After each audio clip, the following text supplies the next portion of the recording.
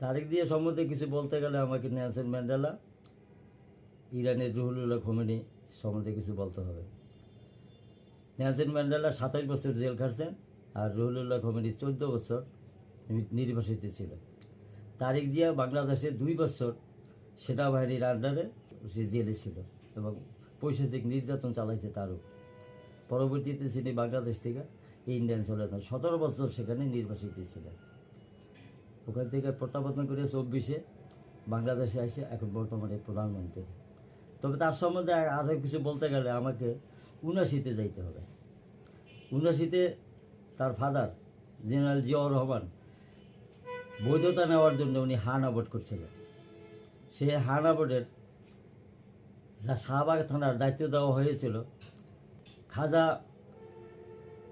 হুমায়ুনকে। খাজা হুমায়ুন বুয়েটের প্রশাসনিক ভবনের নিচতলায় 3টা ভোট কেন্দ্র করছিল এবং সেখানে আমাকে দায়িত্ব দিয়েছিল। আমি সেই দায়িত্ব পালন করিয়া আমি 27 এপ্রিল বিদেশ চলে যাই। 27 বিদেশ চলে যাওয়ার পরে আমি যখন আবার বাংলাদেশে আসি, বাংলাদেশ বিমানে ওঠার সাথে সাথে আমাকে একটা ম্যাগাজিন দিলেন কুরু, এবং অনেকেরই দিছে। ম্যাগাজিনটা পাইয়া চিন্তা করলাম যে আমার প্রচণ্ড ক্ষুধা ছিল, যে একটা ম্যাগাজিন দিল, আমার তো ক্ষুধার জন্য কিছু দিল না। পরে ভাবলাম যে তাদের শিডিউল অনুসারে তারা খাবার বন্টন করবে। ক্ষুধার্ত অবস্থায় ম্যাগাজিন তুলতে গিয়া 2টা পয়েন্ট পাইলাম, 2টা পয়েন্টেই তারিখ জিয়ার।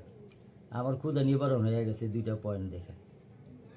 প্রথম পয়েন্টটা দেখলাম তারিখ জিয়ার 10 হইতে 11 বছর বয়স, তিনি বগুড়া যাচ্ছেন বাসে, জানালার পাশে বসা। বগুড়া যাইতে হলে 2টা স্টপেজ লাগে, এক একটা স্টপেজে 15 হইতে 20 মিনিটের সময় দেয় খাবারের জন্য। প্রথম স্টপেজে তারিখ জিয়া নামলেন না।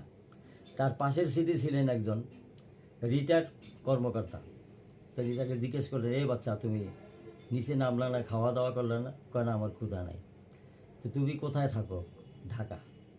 যাবা কোথায়? বগুড়া। তোমার বাপে কি করে? কয় সরকারি কর্মকর্তা। ওনার উত্তরটা পছন্দ হয় না। দ্বিতীয় স্টেপে যাওয়ার পরে তারিখ দিয়ে সেখানেও নামলেন না। তখন সে রাগান্বিত হইলেন ভিতরে যে এই ছেলে কে। তখন তাকে জিজ্ঞেস করলো, এই ছেলে কি, তোমার পরিচয় কি বলতে হবে। আগামী সামনে যে স্টপেজ আছে ওখানে ফাঁড়ি আছে, ফাঁড়িকে তোমাকে নামাবো।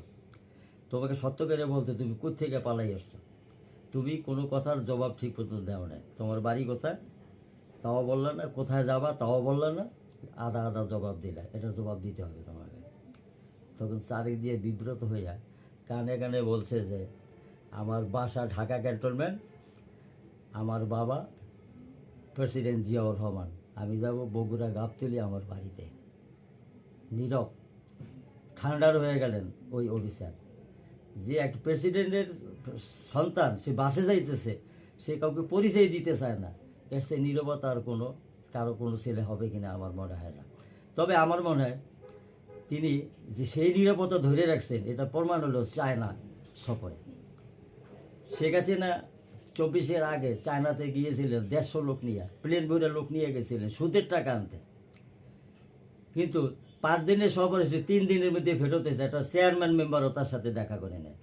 আর তারিখ জিয়ারের যে লাল গালেসিয়া দিয়া যে সমর্থন দিছে, এবং সে গেছে দেশ রক্ষার জন্য অস্ত্র কেনার জন্য, যে অস্ত্র কিনে আনছে সবার কাছে সব বাহাবা করছে, এবং সে ঢাকঢোল বাজায় না মানুষটা, এটাই বোঝা গেছে। আরেকটা পয়েন্ট পেলাম সেখানে, তারিখ জিয়ার এক বন্ধু, সম্ভবত শাহিন স্কুলে পড়ে ছোটোবেলা, সন্ধ্যাবেলা তার বাসায় খেলতে খেলতে সন্ধ্যা হয়ে গেছে। ক্যান্টনমেন্টের অফিসারদের বাসাগুলো শুধু জঙ্গল ছিল, সন্ধ্যার পরে অন্ধকার থেকে যেত। যখন সন্ধ্যা হয়ে গেছে তখন ছেলেটা যাইতে পারে না। তখন খালাদা দিয়ে তাকে বলল, তোমার আঙ্কেল 10টা বাজে আসবে, তবে সে আসলে তোমাকে ওখানে তোমার বাসায় পৌঁছে দেবে, তো চলো ওর সাথে, ওর টেবিলে লেখাপড়া করো। টেবিলে নিয়ে গেলো, সেখানে বসলো, হাত মুখ দিয়ে এক টেবিলে বসলো। খালাদা 2টা টোস্ট আর 2টা চা দিল তাদেরকে খাবার জন্য।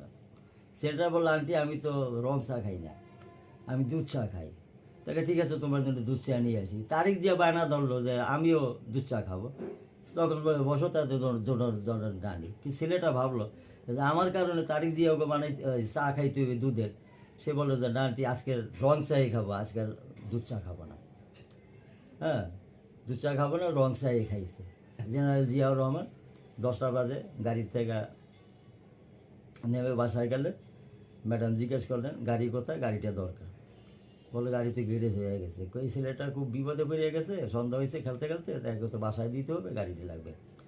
বলছে সকাল 8টায় গাড়ি বাইরে, 10টার পরে আর কোনো গাড়ি গ্যারেজ হয়, 10টার পরে আর কোনো গাড়ি বাইরে না। তবে এর নাম্বার আছে নেই। জিজ্ঞেস করলো যার নাম্বার আছে, তো ফোন দিয়ে বললো আমি সকালে যখন 8টা বাজে যাবো তখন তাকে লিড দিয়ে যাবো। ছেলে তো মহা খুশি যে আজকে প্রেসিডেন্টের বাসায় থাকবে এবং না জানি কি ডাইনিং টেবিলে তার জন্য খাবার রেডিতে আছে। খাবার খেতে গেছে, যাই দেখে ডাইলের উস্তাবাজি। আর সেই তারিখ দিয়া এই বাজেটের পরে যে নাস্তার টেবিলের 60 কোটি টাকার যে নাস্তা বাতিল করিয়ে দিছে, এইটাই বোঝা গেল সে আগের মতনই আছে এবং আগের মতো খাওয়া দাওয়াই চিন্তা করেন, দেশের ক্ষতি করার চিন্তা করেন না। এর সারা লড়া কিছু না, এটা চামচামি না, এটা সত্য বাস্তব যা তুলে ধরছি, এটা যাচাই বেশি করে আপনারা দেখতে পারেন।